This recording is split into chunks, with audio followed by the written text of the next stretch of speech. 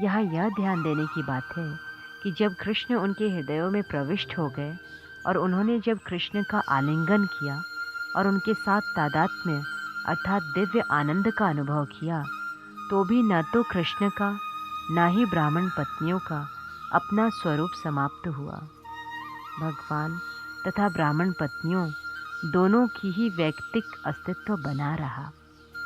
फिर भी उन्होंने एकात्मता का अनुभव किया। जब कोई प्रेमी अपनी प्रेमिका को स्वात्म का विचार किए बिना समर्पण कर देता है तो यह एकात्मता कहलाती है। भगवान चैतन्य ने अपने शिष्टाष्टक में हमें इस एकात्मता का पाठ सिखाया है।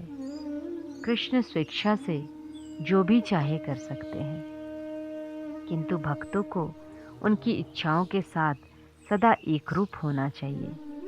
यही एकात्मता ब्राह्मण पत्नियों द्वारा कृष्ण के प्रेम में प्रदर्शित हुई। कृष्ण ने उनका स्वागत इन शब्दों से किया, हे ब्राह्मण पत्नियों, आप सभी अत्यंत भाग्यशालिनी हैं। मैं आपका स्वागत करता हूँ। कृपया बताएं कि आपकी क्या सेवा करूँ। आप सारे बंधनों तथा परिवार, पिता, भाई और पति के व्यवधानों की उपेक्षा करके मेरे दर्शन के लिए यहाँ आई हैं। यह उचित ही है। जो ऐसा करता है वह अपने हित को वास्तव में जानता है, क्योंकि किसी मंतव्य या बंधन के बिना मेरी दिव्य प्रेमा भक्ति करना वास्तव में जीवों के लिए कल्याणकारी है। श्री कृष्ण यहाँ इसकी पुष्टि करते हैं कि भगवान के प्रति समर्पण करने से बद्ध जीव उच्चतम सिद्ध अवस्था तक पहुँच सकता है। मनुष्य को चाहिए कि वह अन्य सारी जिम्मेदारियां त्याग दे। बद्ध जीवों के लिए भगवान के प्रति पूर्ण समर्पण अत्यंत शुभ मार्ग है, क्योंकि परमेश्वर ही प्रेम के परम लक्ष्य हैं। अंततः हर कोई कृष्ण को अपने ज्ञान के विकास के अनुसार प्यार करता है। अंततः जब वह यह जान लेता है कि वह स्वयं आत्मा है और आत्मा परमेश्वर का एक अंश ही है, वह परमेश्वर को प्रेम के चरम लक्ष्य के रूप में पहचान लेता है और उनकी शरण ग्रहण कर लेता है। यह शरणागति बद्ध जीवों के लिए शुभ मानी जाती है। हमें प्रिय लगने वाला हमारा जीवन, धन, धाम, पत्नी, संतान, घर, देश, समाज तथा सारा साज सामान सभी भगवान के ही अंश हैं। वे प्रेम के केंद्र बिंदु हैं। वे अपने आप का हमारी विभिन्न परिस्थितियों के अनुसार यथा शारीरिक, मानसिक या आध्यात्मिक विस्तार करके हमें सारा आनंद प्रदान करते हैं। कृष्ण ने कहा, हे ब्राह्मण पत्नियों, अब आप अपने घर जाएं। आप अपने को यज्ञ कर्मों में लगाएं और अपने पतियों तथा गृहस्थी की सेवा में लग जाएं, जिससे आपके पति आपसे प्रसन्न हो और उन्होंने जो यज्ञ प्रारंभ कर रखा है वह समुचित रीति से संपन्न हो सके। आखिर आपके पति गृहस्थ है और आपके बिना वे अपने निर्धारित कार्यों को कैसे पूरा कर सकते हैं। उन ब्राह्मण पत्नियों ने उत्तर दिया, हे स्वामी, इस तरह का आदेश आपको शोभा नहीं देता। आपका शाश्वत वचन है कि आप अपने भक्तों की सदैव रक्षा करेंगे, अतः आप इस वचन को अब पूरा कीजिए। जो भी आपके पास आकर आत्मसमर्पण करता है वह इस संसार के बद्ध जीवन में फिर से नहीं लौटता। हमें आशा है कि आप अपने वचन को पूरा करेंगे। हमने आपके उन चरण कमलों में आत्मसमर्पण किया है जो तुलसी दल से आवृत है। अतः हम फिर से अपने तथाकथित संबंधियों, मित्रों तथा समाज के बीच लौटना और आपके चरण कमलों की शरण छोड़ना नहीं चाह रही हैं। और हम घर जाकर करेंगे ही क्या? हमारे पति, पिता, भाई, पुत्र, माता तथा मित्र हमें घर पर पुनः स्वीकार नहीं करेंगे, क्योंकि हमने उन सबों को पहले ही त्याग रखा है। अतः हमारे पास अब कोई सहारा नहीं है। आप कृपा करके हमें घर जाने के लिए ना कहें, अपितु अपने चरण कमलों में ही बने रहने की व्यवस्था करें, जिससे हम आपके संरक्षण में निरंतर रह सकें। भगवान ने उत्तर दिया, हे ब्राह्मण पत्नियों, आप आश्वस्त रहे कि घर लौटने पर न तो आपके पति आपकी उपेक्षा करेंगे और न आपके भाई, पुत्र या पिता आपको ग्रहण करने से इनकार करेंगे।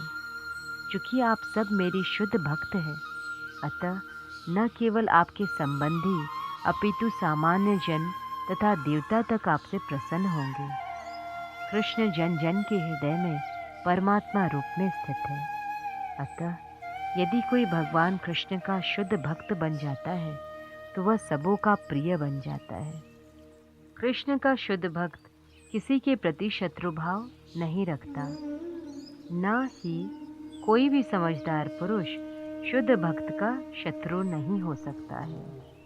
कृष्ण ने आगे कहा, मेरे लिए दिव्य प्रेम शारीरिक बंधनों पर निर्भर नहीं करता, अपितु जिस किसी का भी मन निरंतर मुझ में लीन रहता है वह मेरे सानिध्य के लिए शीघ्र ही मेरे पास आएगा।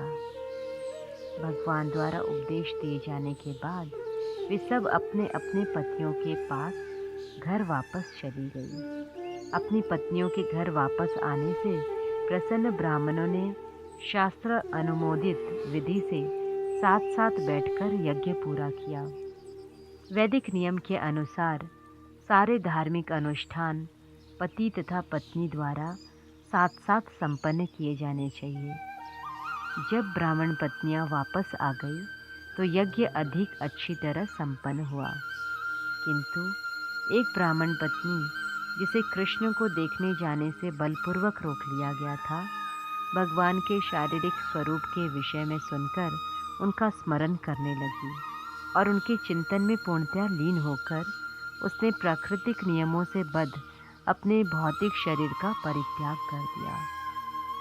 इस प्रकार नित्य प्रसन्न रहने वाले भगवान श्री गोविंद एक सामान्य मनुष्य के रूप में प्रकट होकर सामान्य व्यक्तियों को कृष्ण चेतना की ओर आकृष्ट करने के लिए अपनी दिव्य लीलाएं प्रकट करते रहे। उन्होंने अपने शब्दों तथा सौंदर्यों की ओर समस्त गौओं, ग्वालों तथा वृंदावन की बालाओं को आकृष्ट किया और सबने मिलकर भगवान की लीलाओं का आनंद लूटा। कृष्ण के पास से अपनी पत्नियों के वापस लौट आने पर यज्ञ में संलग्न ब्राह्मण भगवान को भोजन देने से इनकार करने के पाप कर्म हेतु पश्चाताप करने लगे। अंत में उन्हें अपनी नादानी समझ में आई। उन्होंने वैदिक अनुष्ठानों में व्यस्त रहने के कारण उन श्री भगवान की उपेक्षा की थी, जिन्होंने सामान्य पुरुष की भांति प्रकट होकर कुछ भोजन मांगा था। अपनी अपनी पत्नियों की श्रद्धा भक्ति देखकर वे अपने आप को कोसने लगे। उन्हें पश्चाताप था कि यद्यपि उनकी पत्नियां शुद्ध भक्ति के पद को प्राप्त थी, किंतु वे स्वयं लेश मात्र न समझ पाए कि परमात्मा से किस तरह प्रेम करना चाहिए और किस तरह उनकी दिव्य प्रेमा भक्ति करनी चाहिए। वे परस्पर बातें करने लगे। हमारा ब्राह्मण रूप में जन्म लेना धिक्कार है, वैदिक साहित्य के हमारे सारे ज्ञान को धिक्कार है, हमारे यज्ञ करने तथा सारे विधि विधानों को धिक्कार है, हमारे कुल को धिक्कार है, हमारे द्वारा शास्त्रों के अनुसार अनुष्ठान संपन्न करने की पटु सेवा को धिक्कार है। इन सबको धिक्कार है, क्योंकि हमने उस भगवान के प्रति प्रेमा भक्ति विकसित नहीं की जो मन, शरीर तथा इंद्रियों के परे है। वैदिक अनुष्ठानों में पटु विद्वान ब्राह्मणों का क्षोभ उचित ही था, क्योंकि कृष्ण भावनामृत उत्पन्न किए बिना समस्त धार्मिक कृत्यों को करना समय तथा शक्ति का अपव्यय मात्र है। वे परस्पर बातें करते रहे। कृष्ण की बहिरंगा शक्ति इतनी प्रबल है कि वह बड़े से बड़े योगी में भी मोह उत्पन्न कर सकती है। यद्यपि हम पटु ब्राह्मण मानव समाज के अन्य सभी वर्गों के शिक्षक माने जाते हैं, किंतु इस बहिरंगा शक्ति द्वारा हम भी मोहित हुए हैं। जरा इन स्त्रियों को तो देखिए कि वे कितनी भाग्यशाली है, जिन्होंने भगवान श्री कृष्ण के प्रति अपना जीवन समर्पित कर दिया है, और जो किसी दूसरे के लिए कठिन होता है वो आसानी से कर दिखाया। उन्होंने अपने पारिवारिक संबंध को त्याग दिया, जो अंधकूप के सदृश है, जिससे भौतिक कष्ट बढ़ते ही जाते हैं। स्त्रियां सामान्यतः सरल हृदय होने के कारण शीघ्र ही कृष्ण भावनामृत ग्रहण कर लेती है, और जब उनमें कृष्ण के प्रति प्रेम उत्पन्न हो जाता है तो उन्हें उस माया के चंगुल से मुक्ति प्राप्त हो जाती है, जिससे तथाकथित बुद्धिमान तथा विद्वान पुरुष भी कठिनाई से छूट पाते हैं। वैदिक आदेश के अनुसार स्त्रियों को न तो उपनयन संस्कार द्वारा दीक्षा ग्रहण करने, न गुरु के आश्रम में ब्रह्मचारिणी के रूप में रहने की अनुमति है, न ही उन्हें अनुशासनिक विधि विधानों का अनुसरण करने दिया जाता है, और न वे दर्शन या आत्म साक्षात्कार के विषय में चर्चा करने में पटु होती है। प्रकृति से वे अत्यंत शुद्ध नहीं होती, न वे शुभ कार्यों के प्रति आसक्त रहती है। अतः यह कितनी विचित्र बात है कि उन्होंने योगेश्वर कृष्ण के प्रति दिव्य प्रेम उत्पन्न कर लिया है। उन्होंने कृष्ण के प्रति दृढ़ श्रद्धा तथा भक्ति में हम सबको पछाड़ दिया है।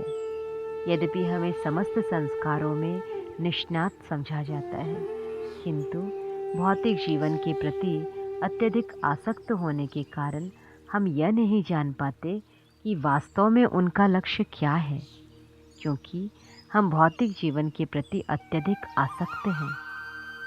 यद्यपि ग्वाल बालों ने हमें कृष्ण तथा बलराम की याद दिलाई थी, किंतु हमने उनकी उपेक्षा की। हम सब समझ पाए हैं कि यह भगवान की हम पर कृपा करने की चाल थी, जिससे उन्होंने हमसे भिक्षा मांगने के लिए अपने मित्रों को भेजा था। अन्यथा उन्हें भेजने की क्या आवश्यकता थी? वे तो इच्छा मात्र से ही उनकी भूख वहीं और उसी समय बुझा सकते थे। यदि कोई कृष्ण की आत्मनिर्भरता को इसलिए स्वीकार करता है कि वे जीवन यापन के लिए गौवें चराते थे, अथवा कोई इस पर संदेह करे कि वे सचमुच भूखे थे और उन्हें भोजन की आवश्यकता के न होने पर संदेह व्यक्त करे, तो उसे यह जान लेना चाहिए कि लक्ष्मी जी उनकी सेवा में निरंतर लगी रहती है। इस तरह लक्ष्मी जी अपनी चंचलता की बुरी बान छोड़ सकती है। ब्रह्म संहिता जैसे वैदिक शास्त्रों में कहा गया है कि कृष्ण के धाम में न केवल लक्ष्मी जी अपितु कई सहस्र देवियां आदर सहित उनकी सेवा करती है। अतः यह सोचना कोरा भ्रम होगा कि कृष्ण ने ब्राह्मणों से भोजन की भिक्षा मांगी। यह तो वस्तुतः उनकी शिक्षा, उनकी लीला थी कि वे ब्राह्मण अनुष्ठानों में लगने की बजाय उनकी शुद्ध भक्ति को किस तरह स्वीकार करें। वैदिक यज्ञादि की सामग्री, उपयुक्त स्थान, उपयुक्त समय, अनुष्ठान करने की विविध पात्र, वैदिक स्तुतियाँ, ऋत्विज, अग्नि, देवता, यजमान तथा धर्म, ये सब कृष्ण को समझने के लिए है, क्योंकि कृष्ण श्री भगवान हैं। वे परमेश्वर विष्णु हैं और समस्त योगियों के स्वामी हैं।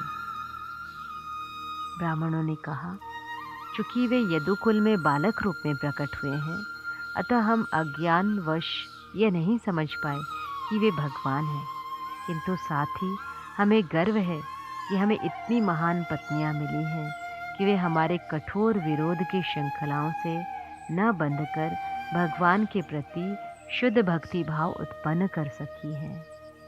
अतः हम भगवान के चरण कमलों को सादर नमस्कार करते हैं, जिनकी माया के अधीन हम सकाम कर्मों में लगे हुए हैं। हम भगवान से प्रार्थना करते हैं कि वे हमें क्षमा करें, क्योंकि हम उनकी बहिरंगा शक्ति से मोहित हैं।